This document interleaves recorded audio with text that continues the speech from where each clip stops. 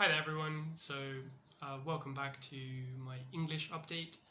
I hope everyone's having a nice Monday.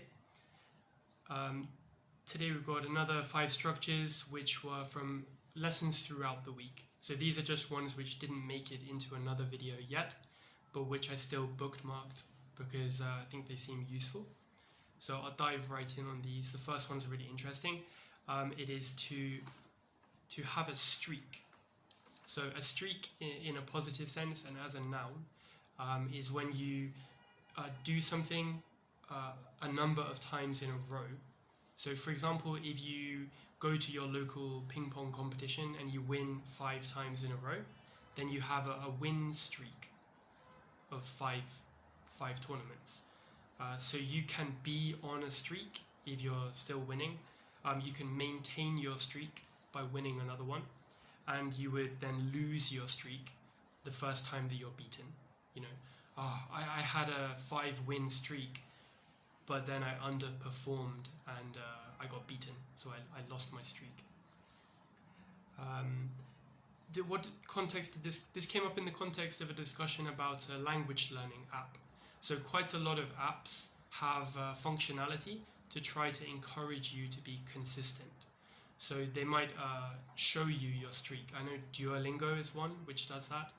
And basically every day that you complete your target, it adds 1 day to your streak. And I think Duolingo even has a feature where you can pause your streak. So if you know that you can't study Duolingo tomorrow, then you can actually like pay some, I don't know, crystals or whatever they are to freeze your streak.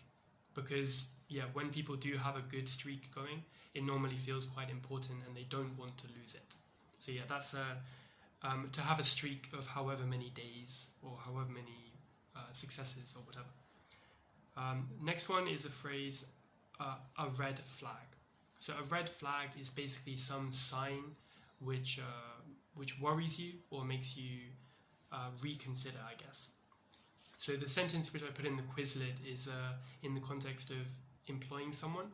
You know, someone might have a nice CV, but you hear something bad about them, about their previous job, or maybe somebody doesn't want to give a reference, and that would be a huge red flag.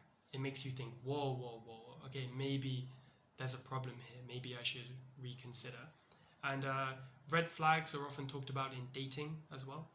So when you first meet someone, obviously they're going to show their best side, but there might be a red flag if somebody mentions, I don't know, having 3 recent breakups in the last month. That would be maybe a red flag. You think, oh, maybe I don't want to get involved. Number 8 is a longer structure, which is as far as I can tell. And this came up in a lesson earlier this week where I was asking for an initial summary, like a rough summary of a speech, and it's a really useful structure when you're not sure of what someone's saying. If you listen to part of something and you say, oh, he's talking about blah blah blah, you might be wrong, but you sound like you know. When you say as far as I can tell, you're admitting that you might be wrong. You haven't double checked. It's just what your first impression is. So as far as I can tell, he's talking about problems with software encryption, but I'm not sure, right? So if I look more carefully, oh, okay, no, that was just an example. Actually, his point was about something else. As far as I can tell, yeah. There are also similar structures to like from what I've read so far, or as far as I understand, from what I can tell. But yeah, that's one option for you, as far as I can tell. The next one, let's see, maintain a streak, a red flag, as far as I can tell. The next one is single life, yeah. So I don't know if you know this collocation, but when you don't have a partner, you are single, and that period of time, I guess, is called single life. So people might make comments about single life as compared to married life.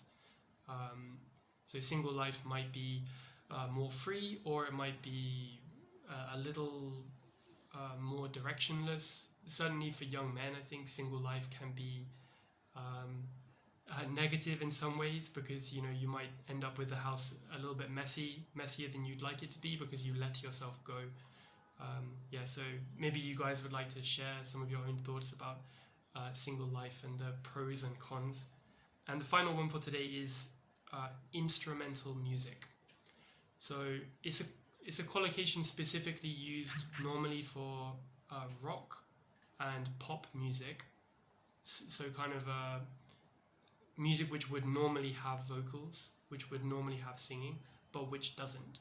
Then it would be called instrumental.